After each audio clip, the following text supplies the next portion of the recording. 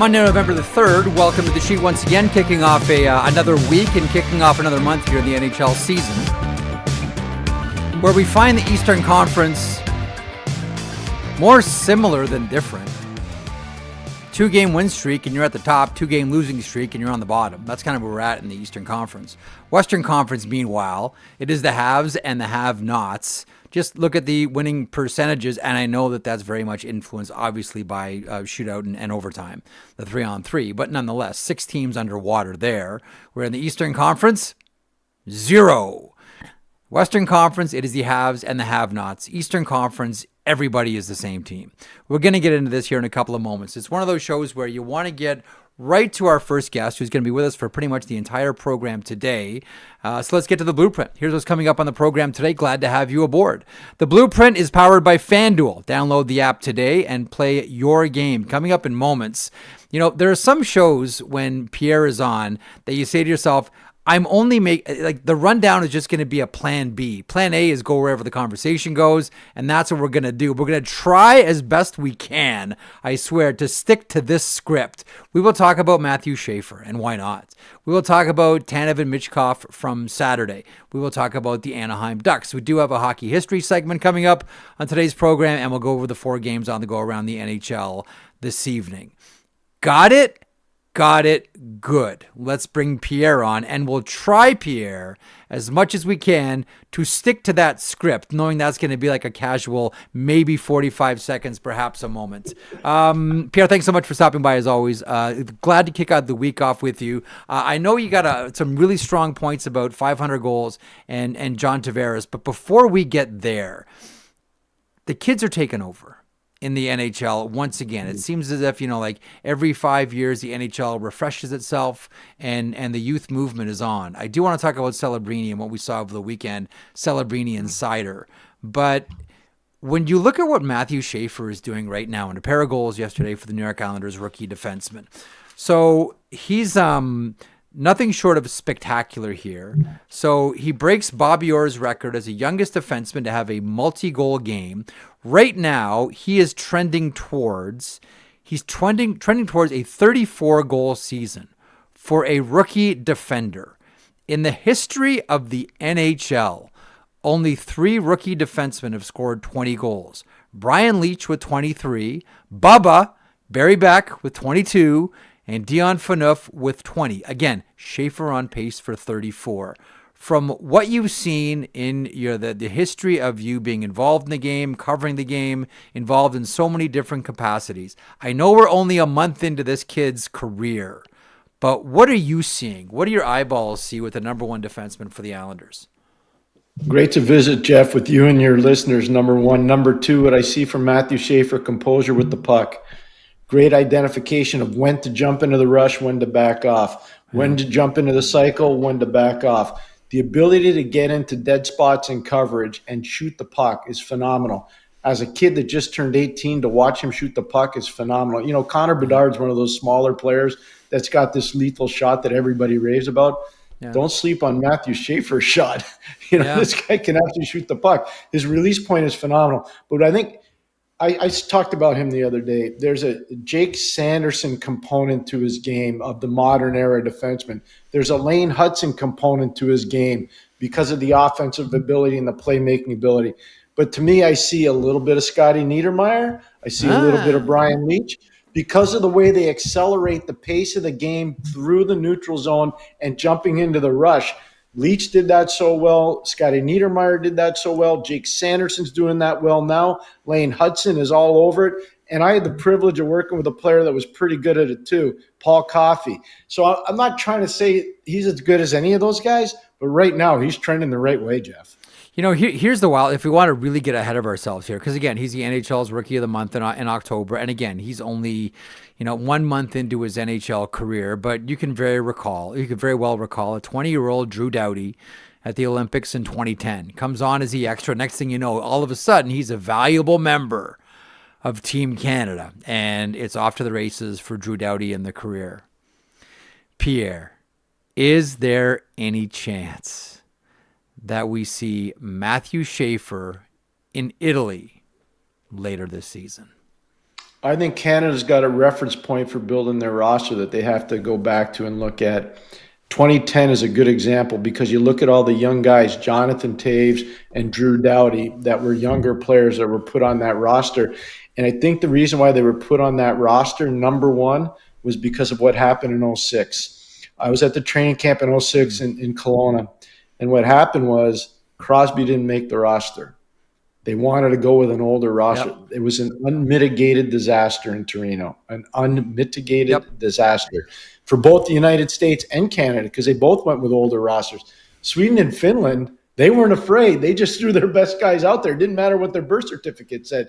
And they played in the gold medal game, and eventually, obviously Sweden beats Finland because of a broken stick off a neutral zone faceoff in the third period to start the third period, which is an amazing thing. I got to think that Schaefer's going to be in consideration. Macklin Celebrini is going to be in consideration. But I don't want to put a little kibosh on this. If I were an older player that played in the Four Nations event last year for Canada, I'd be looking in the rearview mirror because there's a guy leading the league in scoring right now named Mark Scheifele who should be on that roster. There's another guy that's playing phenomenally well in the National Hockey League named Nick Suzuki that's ripping it up.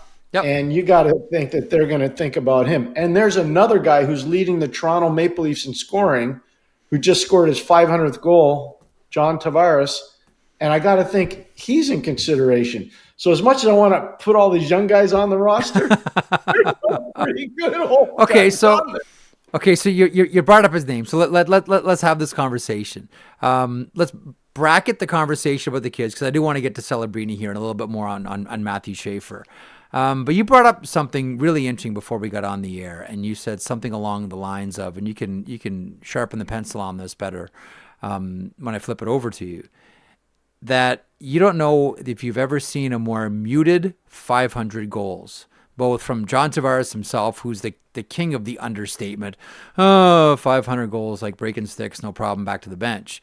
But 500 goals, specifically for, places like the Hall of Fame, that number 500 and before it 400 in the quote unquote dead puck era. These are like the barrier to entry points to the Hockey Hall of Fame. Does it feel that way for John Tavares? I felt so bad watching that. And it's not because I'm biased towards John, even though I have unbelievable respect for him and watched him when he was an underage before he went to the Oshawa Generals, watched him play internationally for Canada in World Juniors and obviously the Super Series in 2007 where Canada played 8 games against the best players from Russia and eventually won 7 of the 8. John was a huge part of that. But I got to tell you, Jeff, I've been around for 71 when Jean Beliveau got his 500th goal against the Minnesota North Stars. I was around when Frank Mahovlich scored his 500th goal against Dunk Wilson in the Vancouver Canucks in Montreal. I'll never forget that. I wasn't around for the first time a man ever scored a 500th goal, and that was Rocket Richard in 1957, but I had a chance to talk to him. And I wasn't around. I was 1 year old when Gordie Howe scored his 500th goal in 1962. I had a chance to talk to him as well many times about his career. But 500 goals was a massive celebration. And I didn't sense that from the media with John, and I didn't sense it from John. And I don't even know if I sense it from his teammates. And I, as somebody that really respects the game and the history of the game, I was like, you know what? I think that's understated. It's definitely been muted. And I don't know if I agree with it. And I just want to give you the names. Sure. There are 8 players. There are 8 players that have scored 500 or more goals that aren't in the Hockey Hall of Fame yet. Mm-hmm. Peter Bondra, Evgeni Malkin, who's still playing, Pat Verbeek, Keith Tkachuk, Patrick Marleau, Steven Stamkos, Sidney Crosby, and a guy that will definitely get in, Jaromir Jagr. So those are the guys, besides John Tavares, that aren't in the Hall of Fame that have 500 or more goals. How come that's not a celebration? I know the Blue Jays were playing. I get it. I understand. The World Series is a big deal, and I think it muted some of the hockey coverage. But this was one of the most underappreciated hockey stories that we've had in a long time. Again, there's no way to prove this. I'm going basically on vibes here. But just to be blunt, did Ovechkin ruin it for everybody else? Like we just followed game in, game out. We just followed, Alexander Ovechkin, breaking what we all thought, certainly I did, was a record that was never going to be broken. And we watch that. And now that we've seen the number, and Ovechkin's still not done. Now that we've seen the number that Ovechkin has hit, do we now look at 500 and go like, you know what? It's nice, but it was 5 minutes ago. We're trying to see how high Ovechkin can. But you're right. Like 500 is an incredible number. Like that used to be like right this way to Yonge and Front Street in downtown Toronto. Yeah. I don't know. Did Ovechkin wreck it for everybody else? True. I hope, it's a great point. It's very salient. I hope that's not true, though. Like maybe Gretz did. Maybe it was Gretz. Maybe 99 ruined it for everybody. I don't know. And I say that out of respect and admiration. No, I know what you mean. Yeah. Players that have had amazing careers. I know they lost, and I know they weren't happy with their game in Columbus. I get that. Part of that was Columbus played really well too, by the way. No. But I was really surprised. I was really surprised by the reaction to his 500 goals. He got 500. Okay, it's John. Let's go. Move along. You know probably likes it that way. John Tavares. Like when have you seen him chase a spotlight ever? Never. One of the most amazing things I've ever seen about him, how selfless he was at the 07 Super Series, how selfless he was at the 08 World Junior in Pardubice in the Czech Republic on a great Canadian team, and how if it weren't for him in 09 in Ottawa, there's no way Canada wins a gold medal. They don't even beat the Americans. So, I'm with you. I totally get it. I get it. But I just have a lot of admiration and respect for John. And one of the things I think is really cool is how he handled giving up the captaincy to Austin Matthews. That should be a formula for every young player to have to watch and see how special a guy he is for hockey. He's a special, special guy. You know how cynical I am? When I saw that, my first thought was, this is so bad by me. This is so cynical. My first thought was, he's doing that because there's a massive extension in a drawer somewhere, and that's going to be the trade. John, we need you to do this, but here's the cookie you get. Not only did he concede the captaincy, but then his second contract with the Maple Leafs was a bargain of a deal. So boy, was I ever wrong. But maybe that's just from being around and just being sort of hardened and cynical over the years. But not chasing spotlights. No, the hometown discount really overwhelmed me. I think probably that part of that was family reasons. Part of that was unfinished business in Toronto, unfinished business. So I didn't want to take us away from where Matthew Schaefer is, because I get the sense from Matthew Schaefer too, by the way. Yeah. And it's not any part of irony here, even though he's an Islander. There's a lot of John Tavares in him too. And they're loving. You know what's funny? I was mentioning this to someone last week. We were having a conversation about Matthew Schaefer, and he said, "Well, you know what the Islanders think the sliding door moment was." Did you and I have this conversation about the sliding door moment? The sliding door moment. So the concept of the sliding door moment is, it's a moment in time where an event happens that at the time you don't realize it, but it leads to something massive somewhere down the road. Kind of similar to butterfly theory. Butterfly flaps its wings, and Islanders fans. There's a large part of Islanders fans that goes back to, I want to say it's the 26th of March, maybe 23rd of March. I can't recall. It's a game against the Columbus Blue Jackets, and it's Kyle Palmieri who gets a goal taken away because of goaltender interference. He bumps Elvis Merzlikins. And it's like one of those like razor blade calls, like maybe it is, maybe it isn't. Islanders fans were certainly hot about it. But what that did is it turned an Islanders win into just 1 point, because it got to either overtime or a shootout, I can't recall. And because of that, they got 1 point. And here it is. So here's Palmieri on Merzlikins. This moment here is why the New York Islanders have Matthew Schaefer. So this comes back because this is ruled as goaltender interference. It turns 2 points into 1 for the New York Islanders. And because of that, they are 1 spot higher for the lottery than the New York Rangers. And after this, they go into a losing skid. But that was the moment that a lot of Islanders fans circle and say, if we had 2 points, it would have screwed it up. But we only got 1 out of that one. Then we lost a bunch of games. That's why the Islanders have Matthew Schaefer. Otherwise, they flip spots with the New York Rangers. So answer me this, Batman. Okay. How come you and Zach, who do such an amazing job on this show, would be able to present that so quickly without Because, rehearsing it with me? But we can't do that on national TV with all the well, resources that they have? so Zach and I talked about, we wanted to do this last week and we didn't get to it. It's like, oh man, Pierre's on. Like, we got to do this. Like, this is like the sweet spot of the bat for Pierre. Like, you live for stuff like this. This is great. And Yeah. the other great point about it is, you can make the argument, and rightfully so, that the Islanders have this gift called Matthew Schaefer, and it's karma for not tanking. They never said throwing in the towel. No. Lou Lamoriello never would did. No. Lou That's Lamoriello karma would for not never tanking. do that. He would never do that. I'm telling you. I've known Lou Lamoriello since the 1980s, and no chance would he ever tank. No. Not a chance. And that Not a is chance. the rare moment where hockey karma smiles on you and says, "Here's your reward. here's Matthew Schaefer." That's so good. It's interesting, eh?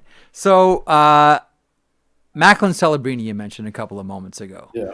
What did you think seeing him go nose to nose, head to head, around the net, in the corner, in front of the net with Moritz Seider? Phenomenal, but it's not the first time he's done all that stuff. Watch him with JT Miller earlier in the season against the New York Rangers. I mean, this is a thing of beauty. Never quit. Battle, fight for your ice, be strong with board play, show skill and peripheral vision, play in a confined area, joust till your heart gives out, but it never does, and then just sort of try to overwhelm the bigger man, and you kind of do. This is a mature player. This is a smart player. This is a guy that wants to lead by example. He wants to show everybody in San Jose that they're for real and they're coming back, and this rebirth of their team is for real. I was watching that game last night. You know, there was a lot of good from Dylan Larkin. There was a lot of greatness from Macklin Celebrini. Celebrini never got on the board last night. But man, oh man, that's what hockey's all about if you're going to be a leader. It takes me back to, and I can say this to you, Jeff, because you would appreciate it.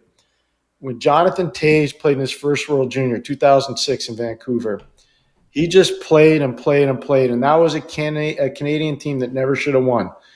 They won because of Brent Sutter, and they won because of Jonathan Toews, and they won because of Justin Pogge. Those were the team played well, but those were the main reasons why.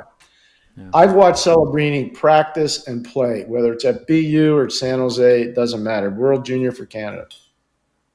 He's Jonathan Toews. The 200-foot jousting that you saw right there is Jonathan Toews with way more offense. And that – I'm not trying to be rude to Jonathan. Jonathan knows how much I respect his game. I agree. That's an unbelievable player, man. Yeah. Like, that's an unbelievable player. This guy's only going to continue to get better. That's one of those guys, and you know this from coaching. When your best offensive player is also your best defensive player, how do you lose a line matchup?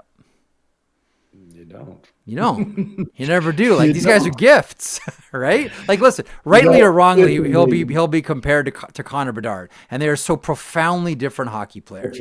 Totally Bedard is just a master with the puck on his stick in the offensive zone. Fantastic, unbelievable. In his own zone, he's still very much a work in progress. Macklin Celebrini is not. He just needs to get more reps and get stronger and bigger and all of that, but. All the building blocks for all of it are right there, and we're just watching this kid blossom. And that's why I use Jonathan Toews as an example. 3 Stanley Cups, MVP of the 2010 Winter Olympics. You know, phenomenal 2-time gold medalist for Team Canada at the World Junior in Leksand, Sweden, and Vancouver. But there's one more player I want to touch on when it comes to Macklin. Okay, it was an amazing privilege to work with this player. Back at the end of his career was Bryan Trottier. And there's a reason why it's to your point that you brought up. And that's why I really respect what coming on your show, because you get all these reference points.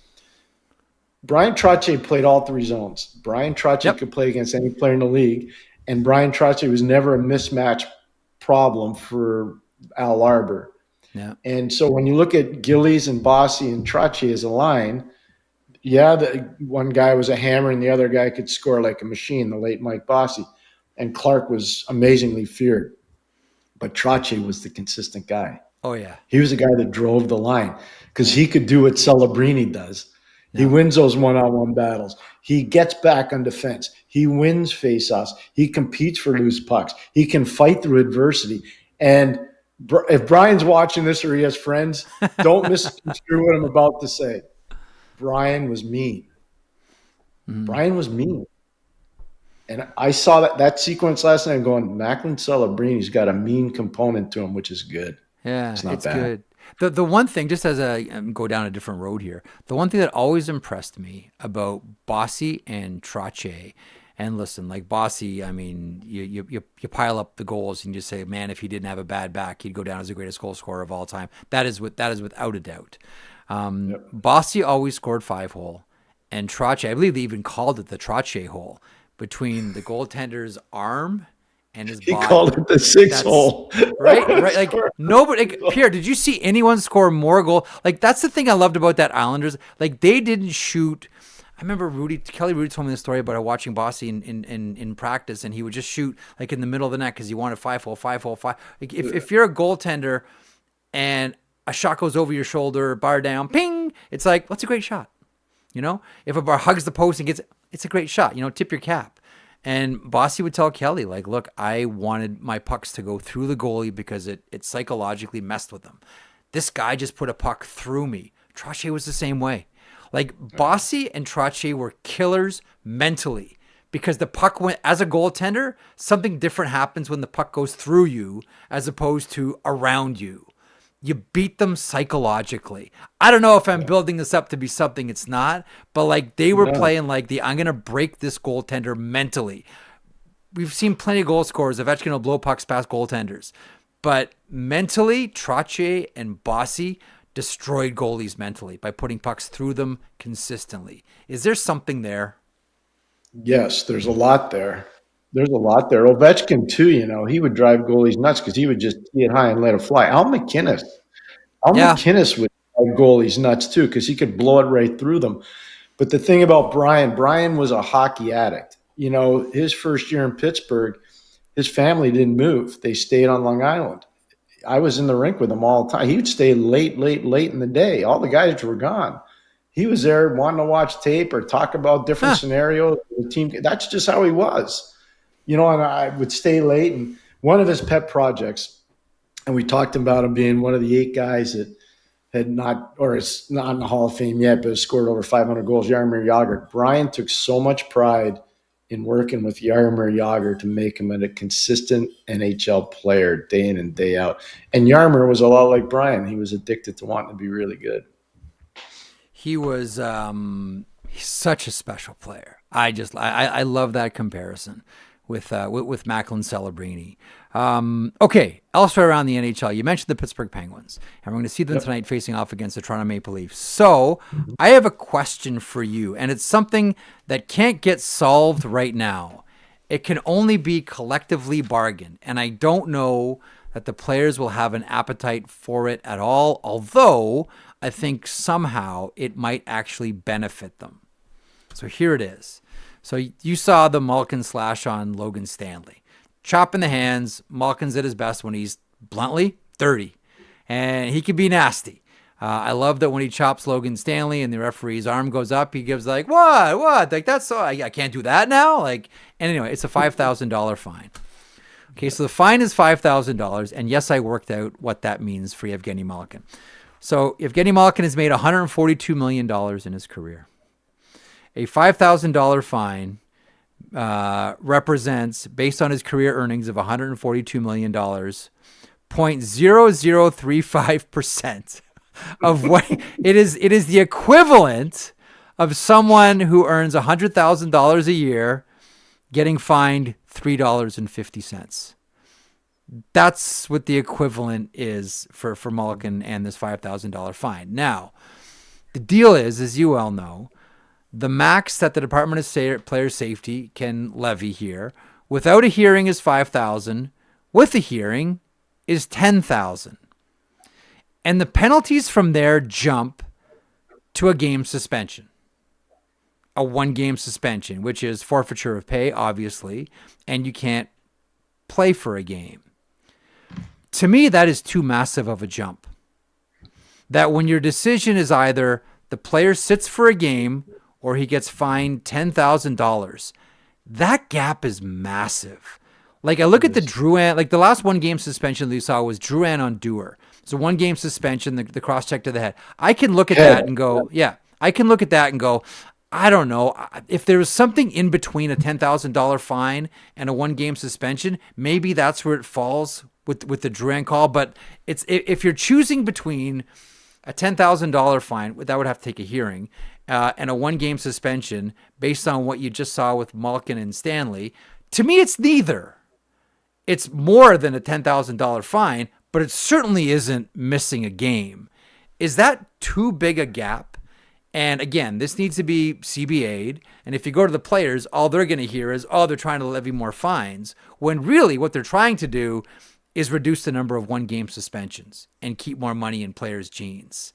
You have a thought on that gap between 10,000 and a game? Yeah, but no, we're on the same page. So I just want to throw this at you too. So that game happened on a Saturday afternoon in Winnipeg. And then after the game, Pittsburgh's traveling to Toronto. On Monday night, they're playing in a nationally televised game in Canada.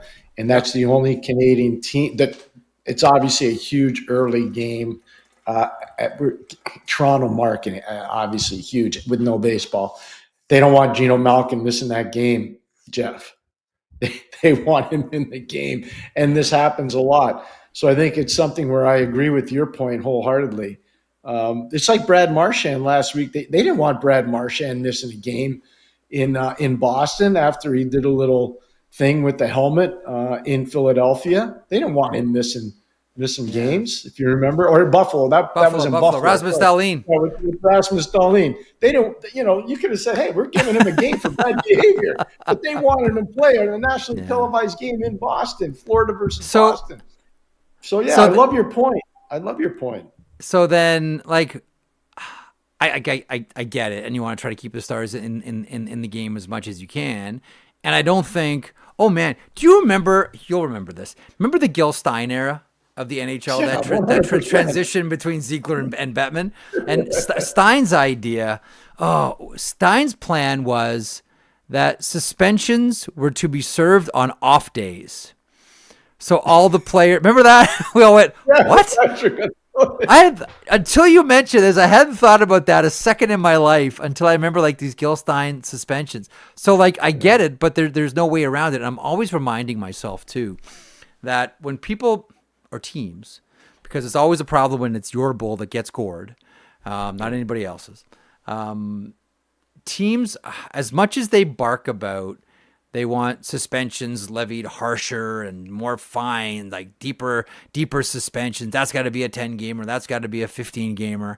I remember when Brendan Shanahan, as you do as well, when he first got the badge as the head of the Department of Player Safety, and there was that preseason where it was like, I think Brendan Smith got like a 10-game suspension or something. Guys were getting 8 games, and all the NHL teams were like, whoa. Well, we said clean it up. We didn't mean it like that. And Shanahan's point was like, look, you can't have it both ways, right? And I think NHL teams will instruct the Department of Player Safety, this is how we want it called. We have to have suspensions, obviously, but we don't want massive suspensions that's going to keep our stars out of the game. Because let's face it, if you're the Washington Capitals, there's a chance that Alexander Ovechkin could take a major suspension. Or any player for that matter. And as a league, do you want that player out? And I still maintain that's why the NHL doesn't want massive suspensions unless, obviously, it's something completely egregious. Do you have a thought on sort of how the NHL gives the DOPS their marching orders? Because I think the Department of Player Safety really feels the brunt of it when really they're just acting on instructions by the GMs. Like if DOPS turn around and say like, hey, how do you want this called?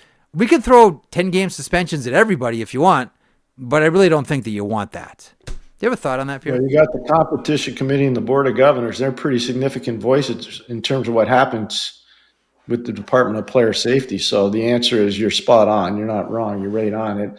And I also know that they don't want star players missing games. And if you're a star player and you know that they're not going to penalize you, you're going to do some stuff that might be untoward.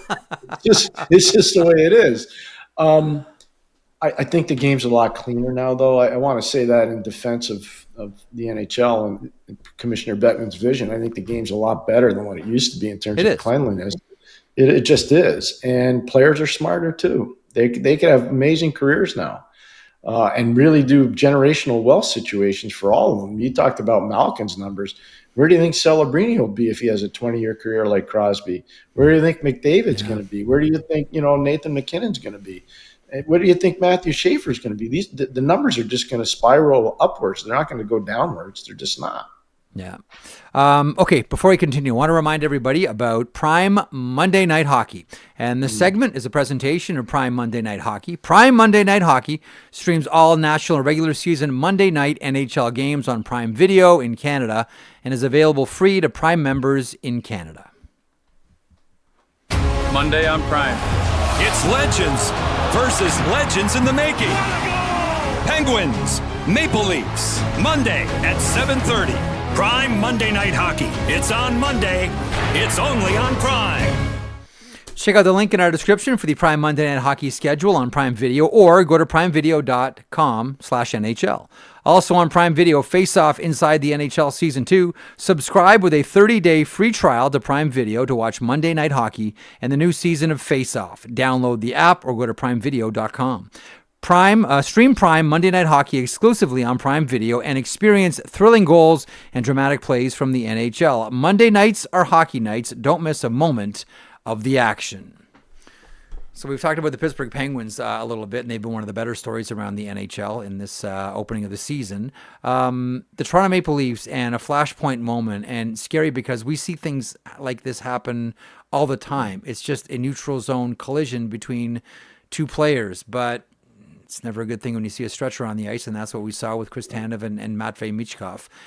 How did you, I have to squint really, really hard to see anything deliberately malicious on that play. To me, that is a complete accident. That is nothing on Michkov whatsoever. It just has an unfortunate ending attached to it. How did you see the Michkov-Tanev situation on Saturday? Tanev, of course, just coming off an injury.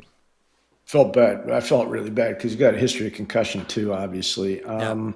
I don't know whether it was concussion related or not. I do know that he was kept overnight on Saturday night and then flew back to Toronto Sunday. Feel really bad. Michkov didn't try to do anything there. There's no way. Nope. You just watch him. He's trying to make a play in the puck. He's trying to make himself available for a pass in the neutral zone. And he's not trying to set a pick either. He's not. He's focused on the puck. So I don't think he's culpable for anything. I felt terrible for Christopher Tanev. And what it does, Jeff, you've talked about it already. It's a precarious position for the Toronto Maple Leafs right now. It really is. You see Michkov right there to the right of your screen. He's trying to gain inside position to make himself available. Watch, he's not even focusing in on Tanev. He's looking to make himself available for a pass.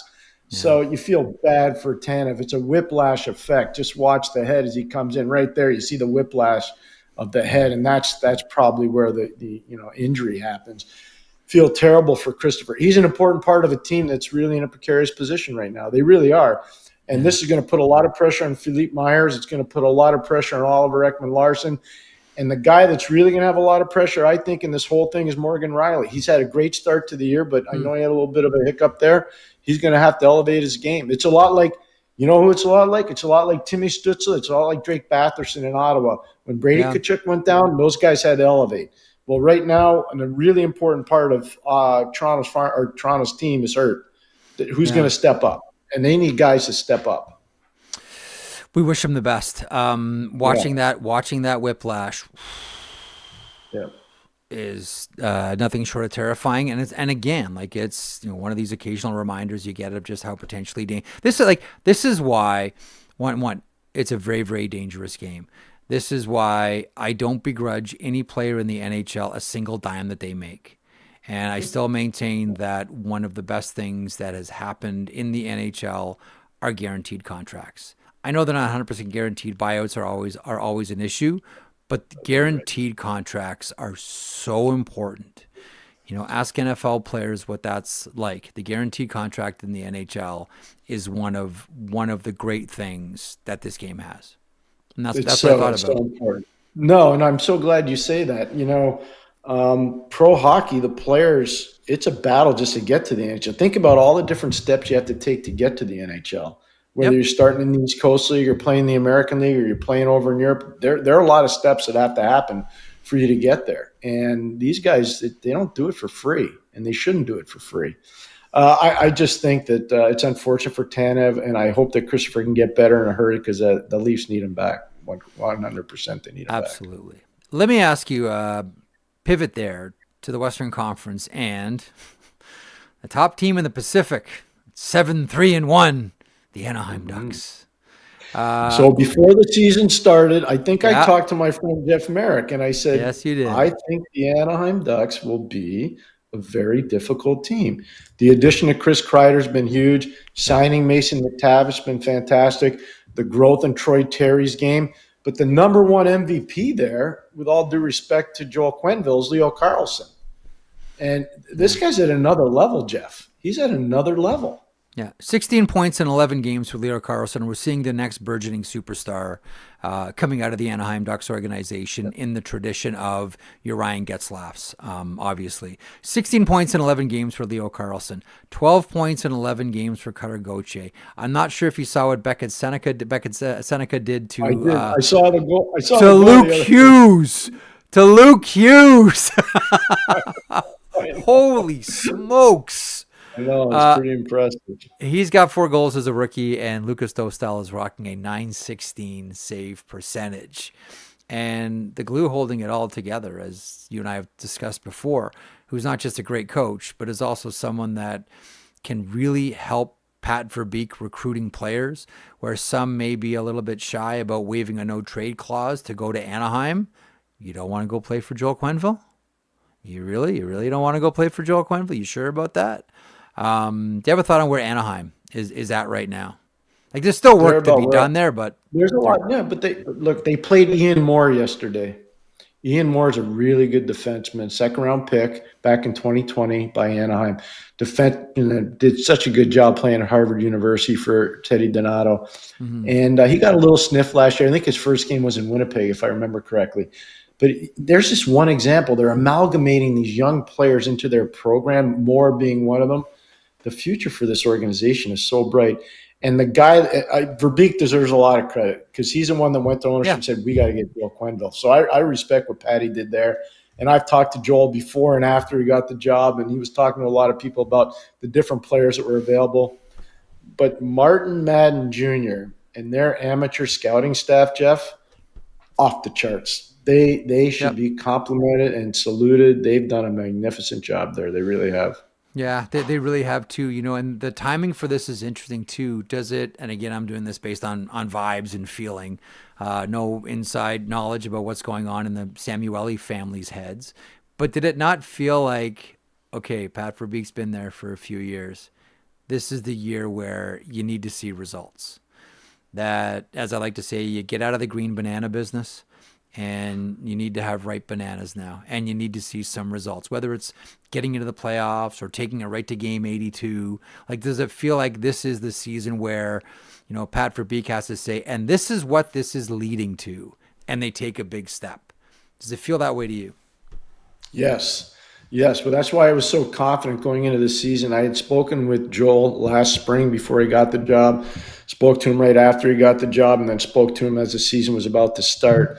And you could just tell he was really pumped up about this group. And I asked him once, I said, Jonathan Toews and Patrick Kane and Duncan Keith and Brent Seabrook, they were all important parts of it.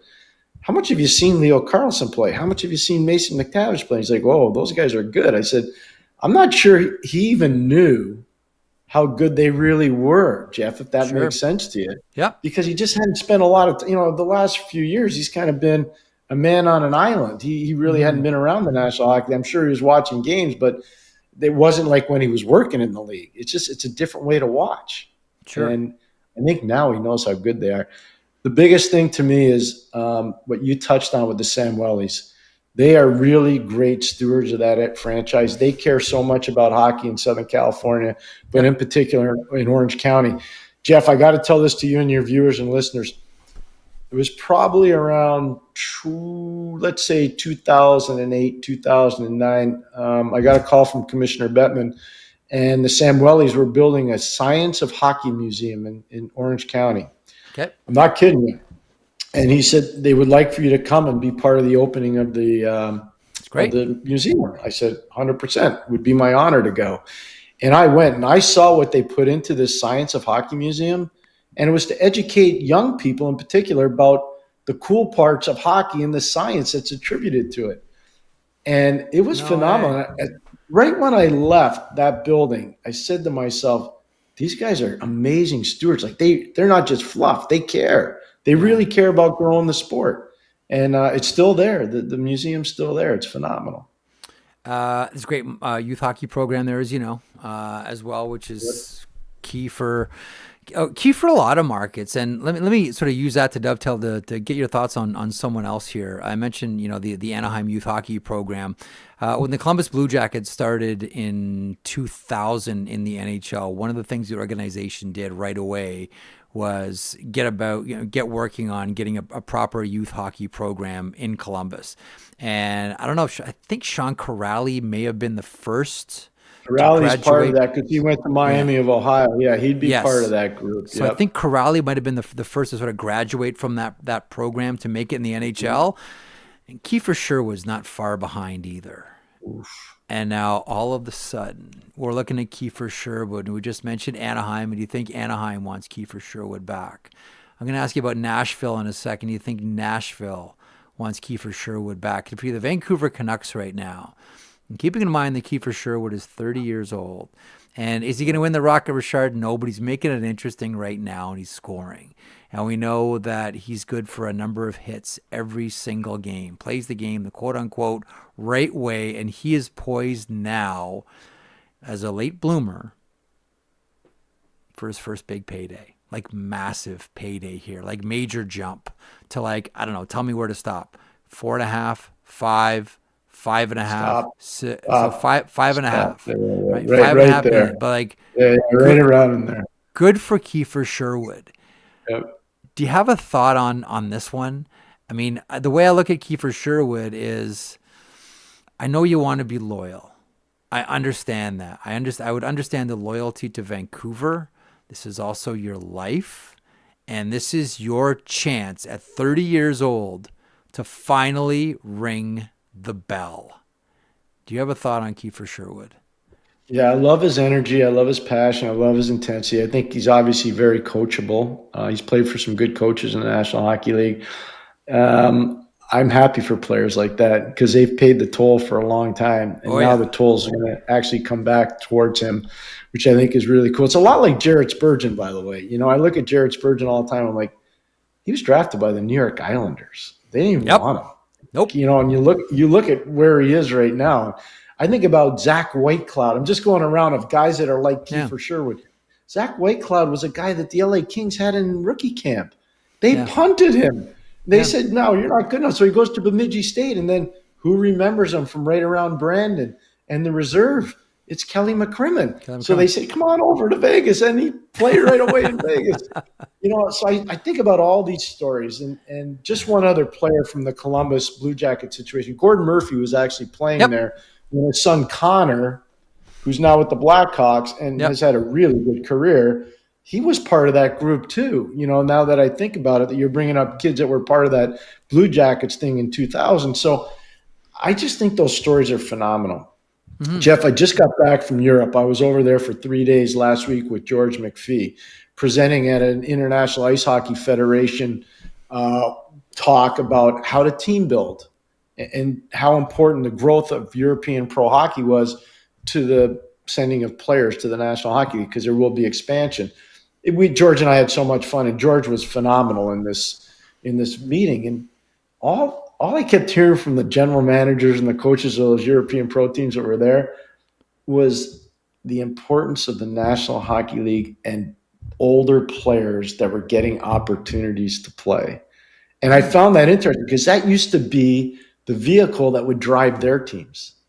Right. Those older players were the guys that were coming over and playing in Europe when they couldn't play in the NHL anymore. Well, that revenue stream for them's kind of dried up a little, to your point about players like Kiefer Sherwood. I like George a lot. I have a lot of time for George McPhee, professionally and personally. And one of my favorite George McPhee stories Bruce Boudreau told me this one. So Bruce, I love this story because it's so George McPhee, and it just speaks to like how he understands how to be a professional. Because here you're talking about building teams. So Bruce told me he's driving. He thought he might be getting fired, and he's driving to the rink for practice, and he gets a call from George saying, "I need to see you. Can you come by my house?" And Gabby says, like, I know what this is about. I'm going to George's house on way to practice because I'm getting fired. So he gets to George's house, and they open up the door, and George says, "Hey, Gabby, grab a cup of coffee. I'll be with you in a second." And he went, and he got changed. He put on his suit. And then he came downstairs and said, "Gabby, we're making a change."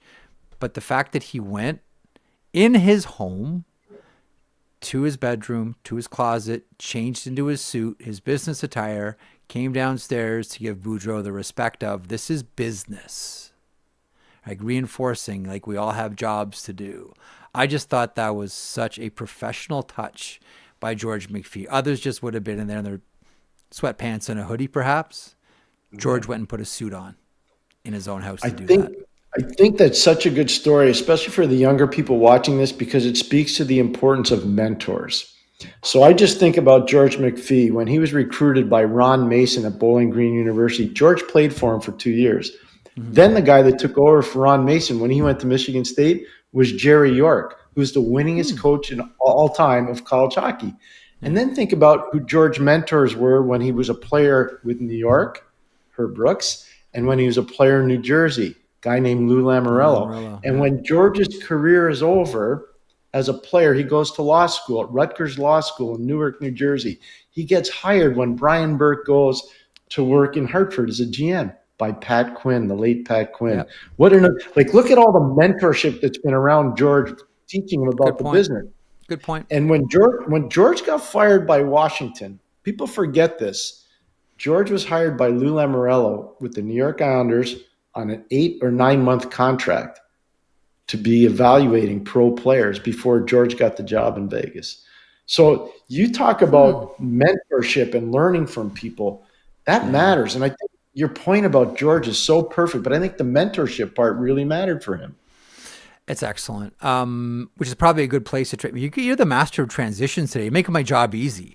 From there, I want to get into a quick segment here. There's always so much fun with you. We had so much fun last time. We're going to drag you into this one more time before we wrap up here.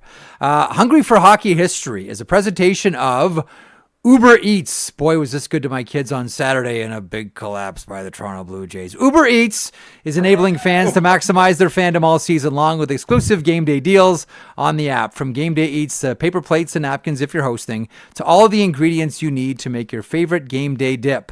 Before, during, and after the game, Uber Eats is assisting every fan's hockey experience all season long. Zach Phillips, our producer, what do we have today for our Hungry for Hockey History segment?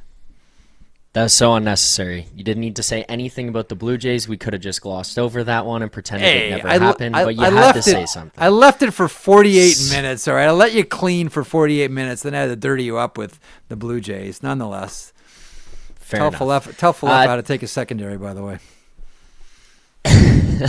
Let's continue on here. It's hockey time. Terrible November lead 3rd on in third. history. 1965, Bernie Perron made his NHL debut for the Bruins and earned a tie in a 3-3 game against the Blackhawks. Yeah. In 1982, Scotty Bowman became just the third coach in NHL history to reach 1,000 games coached. He did so in a 3-2 loss to the Sabres. And in 1993, Jaromir Jagr scored 2 goals and added 2 assists to reach the milestone of 100 career NHL goals in a 6-2 win for the Penguins. Pierre, would you like a whack at any of these pinatas? Jagr, Scotty Bowman, it's or one Bernie question. Perron? The one question I have about Scotty, I think Scotty was coaching in Buffalo that year, 1982. So I don't think he lost to the Sabres. I think the Sabres. If it was 82, then he was definitely with the Sabres. Yeah, he was coaching, and so I just wanted to make sure that people didn't think I was ignoring Zach's read, because I was paying attention to Zach's read on that. That being said, what do I want to take a run at? Well, first of all, to Bernie Perron's family, the late, great Bernie Perron was phenomenal. He was phenomenal. You know, Bernie just passed away. I had a chance to really spend time with Bernie because of his relationship with the Shiro family. You know, Fred Shiro married a Francophone woman from Shawinigan, Quebec, Mariette. And so Ray and I were very good friends, and I used to spend a lot of time around their house in Cherry Hill, New Jersey. And when Fred passed away, there was a huge golf event down in Pennsylvania, down in Philadelphia, and spent a lot of time with Bernie. It was really cool. Bernie was an amazing person to be around. He really was. Really that was when he was with the Bruins, and he was then. And I've always wondered about this. When he was with the Maple Leafs, the tandem was Bernie Parent and Jacques Plante. And the deal that Jacques Plante had with the Toronto Maple Leafs was he got to pick his games. Now, he ended up playing 40 the season that he set the record for best save percentage in the history of the NHL. Jacques Plante, to me, is still one of the great goaltenders that we don't talk enough about, but that's a conversation for another show. But I always looked at Bernie and said, that's the best angle goalie that I ever saw. No one played angles better than Bernie Parent, and I can't help, and you would have a better frame of reference on this than me, I can't help but think that a lot of that was learning, you just talk about mentorship, learning at the feet of the great Jacques Plante. 100%. 100%. You know, Charlie Hodge, the late Charlie Hodge, when he scouted for us in Pittsburgh, I used to drive with him from Vancouver through the Coquihalla Pass to go up to watch Kamloops because they had Sador and Niedermayer, who were really good back in those days. Mm-hmm. And he used to talk about how great a technical goalie Jacques Plante was. He wasn't just a great athlete, technically how great he was. So that would speak to what you just raised about Bernie Parent. And I would totally agree with that. And he was not a small man. He was a thick, robust human. He took up net. So back in the day, most of those good. Like if you go look at Gump Wurzer, you look at Rogie Vachon, you look at a lot of the Charlie Hodge. They weren't big men. Nope. They weren't big. They were just really athletic and they were fearless. And Bernie was one of those guys that did. He understood angles and the technical part of the game, 100%. My two favorite goalies from that, well, three, because I love Mike Palmatier, but my other two favorite goaltenders in that era, there was Bernie Parent, and you just mentioned the other one, Rogie Vachon. And that performance, the 1976 Canada Cup, that goaltending performance, I will put up against any goaltending performance in any international tournament. And the history of it, what Rogie Vachon did at 5'0" against everybody was nothing short of phenomenal. I was glad that he got to the level too. I would cede you that 100%. I know they just had a reunion of that team. Serge Savard brought all those guys back this summer that wanted to come to Montreal to play in a golf tournament. Scotty was there. Bobby Orr was there. Serge was there. A lot of the guys, I think Rogie was there. There were a lot of guys there. Robinson? I will give you one more. I'll give you one more on the goalie front, though, because we forget about it. The 1998 Olympics. Dominik Hasek. Phenomenal. Dominik Hasek. I would say that Vachon in 76, Dryden in 71 in games 6 and 8, and then Hasek in 98 are some of the best international goaltending I've ever had the chance. And then you could throw Jim Craig in there in 1980. 1980, yeah. The one thing about Hasek in 98, we were robbed of something significant, because Joe Sakic was injured. I know Mark Crawford always hears about it. Oh, you didn't put in, you didn't put in Wayne Gretzky in the shootout. Oh, what are you doing? And the bigger issue was that their best shot, because Gretzky, as you know, was never great on breakaways, was never great on penalty shots. Like that wasn't Wayne's game. There's plenty of players that were like that. The big problem was that Sakic was hurt and their best shooter was in the stands. That's the one thing that I always look back at that shootout and go like, I just would have loved to have seen Sakic and Hasek in that one. Because I don't know if it's a goal or if it's a save. I really don't. But that was the best shooter for Canada. Best shooter for Canada. I got to touch this with you. So we've been touching about Bernie Parent, Philadelphia. Yeah. And we're talking about Joe Sakic. So in 1992, the All-Star game was in Philadelphia. And I'm one of the coaches for the Eastern team. And we're doing the skills competition, and Joe was a very young player. And Joe Sakic comes out to me on the ice, and he says, Pierre, I'm not really comfortable doing the breakaway relay. I think Ray Ferraro should do it because he ripped up the Western Hockey League when he was in Brandon. I think Ray should do the shootout. So I go to Scotty, who's making these calls, and we're skating. In those days, the coaches were actually on the ice skating with the players. So I'm skating around, and I grab Scotty and say, "Hey, Joe's not comfortable taking the shootout. He thinks Ray Ferraro should take it." He goes, "Okay, just do it." And he brushes me off. And we let Ray do it. Ray didn't score, but Ray could score, man. Could Ray ever score? But he didn't score. But Joel Sakic, it's to your point, he wasn't comfortable doing it in the All-Star game. So he came, he says, "Let Ray do it. I don't really want to do it." That's stunning to me, just because of how good he was at it. He was just so respectful because he was still young compared to all those guys. In 92, you think about, like, he was just starting to get his feet wet in the league. And in 92, if you remember, Quebec was struggling. If you remember, like, they weren't. Oh, yeah. They had, like, till Forsberg and those guys got there, and Mark Crawford got there. That was a tough situation in Quebec. Really tough. That was. Real quick, last one. Going back to last week. Do you have a thought on what happened with Mathew Barzal with the Islanders?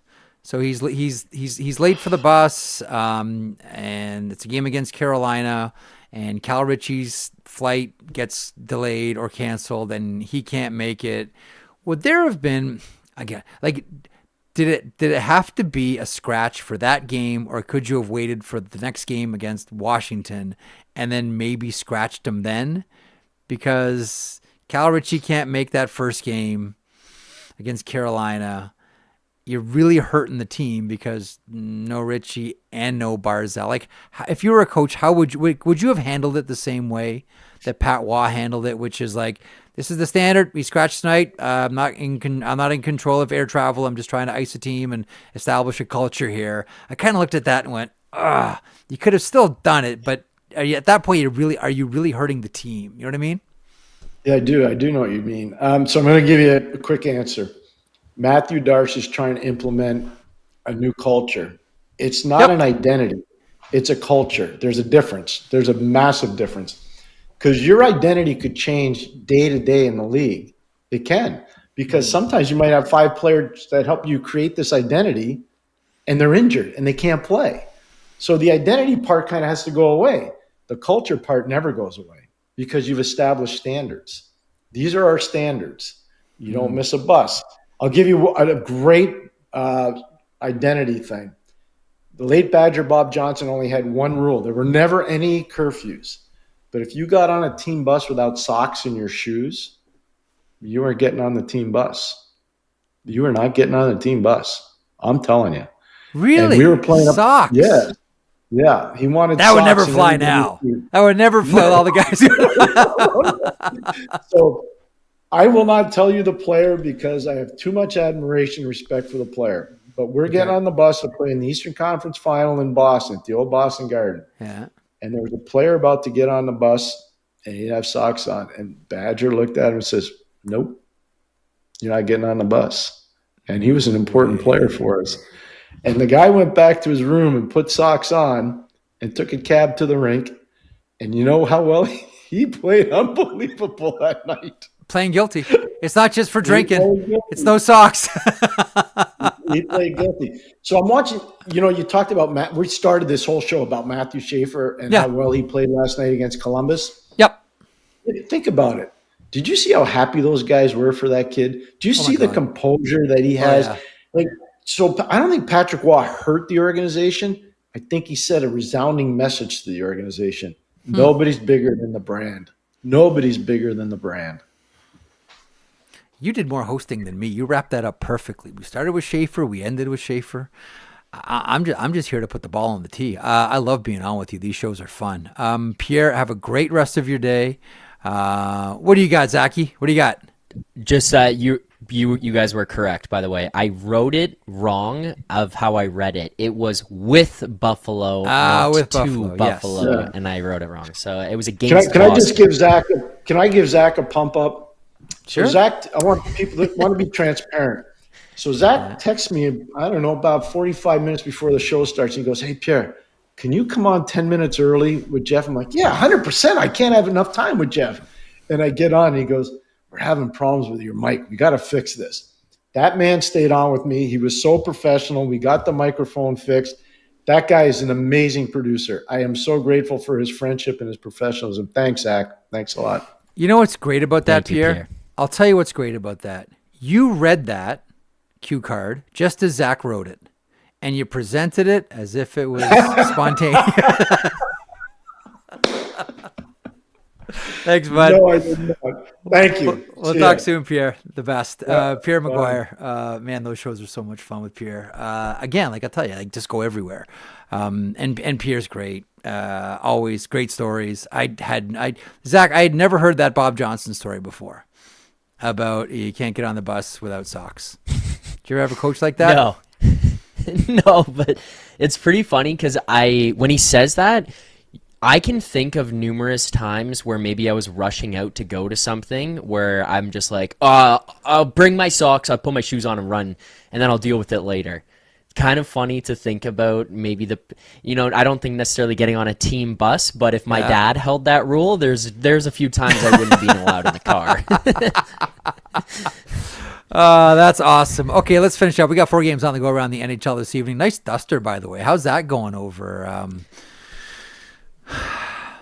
with your friend? She didn't love it, the idea of it, and then after it was like, it's fine, it's okay.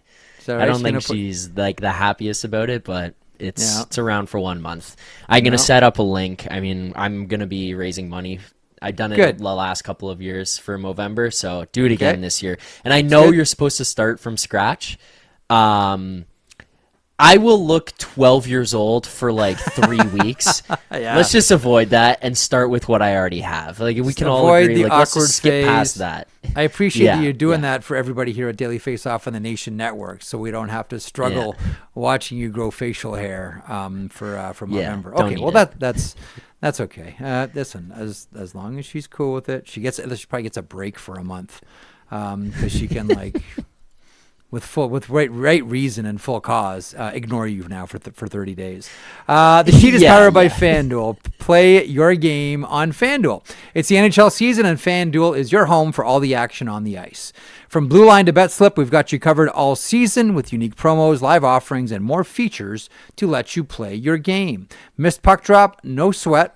With a live same-game parlay, you can build your bets up until the final buzzer. Download FanDuel Sportsbook today and play your game. Please play responsibly, 18 plus and physically located in Ontario. If you have questions or concerns about your gambling or the gambling of someone close to you, please contact Connects Ontario at 1-866-531-2600 to speak to an advisor free of charge. 4 games tonight, and what is spicing your chili, Zach? 4 games, Penguins here on the Prime Monday Night Hockey, as we talked about earlier. Yeah. Plus 152 against the Leafs. Leafs heavily favored in this one. Canucks, Preds, which I think is going to be an interesting one. The Kiefer Sherwood factor, where they look across the ice all night and go, oh my God, we had that guy over here. The Oilers and the Blues, and then Chicago and Seattle. Obviously, the one here for me that's standing out the most right now is the Penguins and the Leafs, because the East, so mediocre. Oh, yeah. Just all the way across. And you brought it up. You win 1 game, you win 2 games. Next thing you know, you're leading the division. Everyone's talking about this juggernaut. It's like, what are we doing right now? Juggernaut? Who's a juggernaut? We all thought it was New Jersey. Then the Quack took care of him last night. Yeah. You know what I thought you were going to say? 1 game. I thought you were going to take Edmonton, St. Louis, because tonight is he's back in the water. He's back on the team. But Robert Thomas. It's your boy. Yeah, no, I know, but it's our guy. Robert been Thomas bouncing returns. Back and forth. You know, I've been playing, like, this is what I was going to say, because I know he's coming back, but I keep looking. I get these notifications. I play fantasy hockey. Yeah. Every day, it's like Robert Thomas changed to day to day. Robert Thomas changed to out. Just tell me when he's playing. And I'm expecting him to come back. But it's like if I get the announcement like 20 minutes before the game, I wouldn't be surprised as well. The other guy who's in, William Nylander. And I was looking on FanDuel earlier today. I believe it was plus 8,000 for a Nylander hat trick. That's something I might be taking a flyer on tonight, Jeff. Nylander hat-trick in the return. Maybe gets a little fired up. His scoring hasn't been there for the team. Yeah. I'm the guy. I've got my tank top on. Yeah. Comes back. He's ready to roll. Amazon Prime. The lights are bright. Yeah, I get it. It all lines up perfect for him. The thing about this matchup for your Leafies is, you know who always kills Toronto? Crosby. Yeah. Crosby always wrecks Toronto. So we'll see. There's a lot of guys who do. No, I know, but like Crosby, like historically, going back to like his rookie season, has historically always wrecked the Toronto Maple Leafs. So we'll be watching that, and we'll be watching all the other games tonight. Zach, great stuff. And also, there's a brand new show launching on the Nation Network, launched today, as a matter of fact. You're going to want to check out. Grab a coffee and tune into The Sauce with hosts Ryder and Lisa. If you want a mix of laughs, sports talk, and conversations you didn't know you needed in your life, this weekday morning show is for you. Live every morning at 8 a.m. Mountain Time, starting today on the Oilers Nation YouTube channel. The longtime Edmonton radio hosts are going to all digital and bringing their candid humor to video. Be sure to subscribe to the Oilers Nation YouTube channel and stream their show on your go-to podcast platform. Again, the show called The Sauce with Ryder and Lisa. With that, we'll bid you good afternoon or a good evening or maybe even good morning, depending on when you're listening or watching to this podcast. Thanks so much to Pierre McGuire for spending the entire hour and taking us down a number of educated detours. Always appreciate Pierre when he's on the show. Thanks to you for watching. Thanks for listening, interacting, all of it. Please feel free to, and we encourage you to, subscribe to our Daily Faceoff YouTube channel and do all the interactive things that give us love from all your podcast platforms. We are back tomorrow with Greg Wyshynski. Right here on our Daily Faceoff YouTube channel on the sheet. Morning cup of hockey in the morning at lunchtime Eastern. Don't forget Daily Faceoff Live. And then my little act here with Zach called The Sheet. Wish tomorrow. All right. Talk to you then. Jeff Marek along with you. Hope you enjoyed the program today. If you did, or maybe even if you didn't, they can't all be gems, folks.